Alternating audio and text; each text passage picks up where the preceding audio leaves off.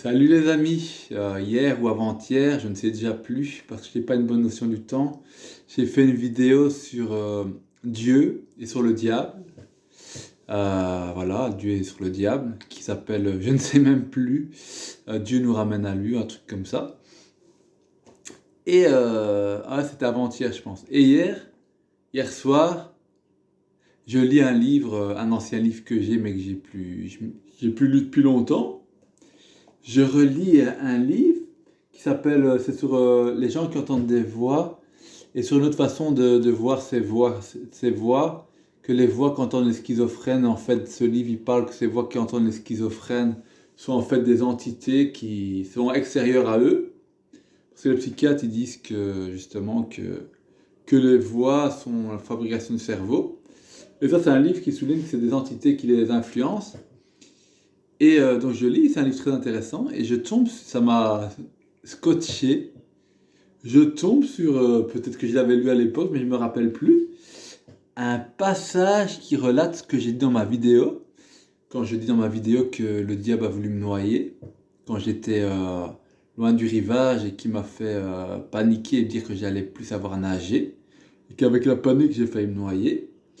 Et là, hier soir, je lis dans ce livre un passage qui dit exactement la même chose. Je vous lis vite fait ce passage.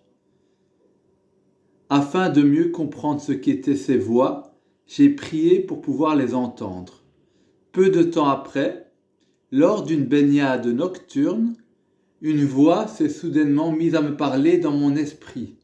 Cette voix mentale n'avait rien à voir avec le flux de mes pensées précédentes. Elle a commencé à me dire que j'étais trop loin du rivage, que je ne pouvais pas revenir, et elle a essayé de me faire paniquer. Puis elle m'a dit à plusieurs reprises que j'allais me noyer. J'étais impassible, cela ressemblait exactement à mes pensées, mais l'intention était bien différente. Ça continue comme ça. Ça dit aussi, à l'exception de leur contenu et de leur intention, elle ne différait guère des milliers d'autres pensées qui me traversaient l'esprit quotidiennement. Et quand j'ai lu ça, j'étais scotché, j'ai dit putain, parce que des fois j'avais cette pensée là. C'est vrai que dans cette eau, quand j'écriais il m'a tué 3 fois le diable, il y avait des mots qui sortaient de moi. Et que tout seul, comme si mon âme savait que le diable cherchait à me tuer. Et il y avait quand même un questionnement, mais tu te fais peut-être un film. En plus, quand j'écriais ça, j'étais pas dans la religion du tout. Mais il y a comme si l'âme se rappelait que le diable voulait sa mort. Parce que des fois, je me rappelle aussi que, quand je parle beaucoup même quand je croyais pas plus que ça en Dieu, ou pas du tout même, je parlais beaucoup du diable sans faire exprès, ou bien je le chassais sans faire exprès. Je veux dire, ça venait tout seul de moi.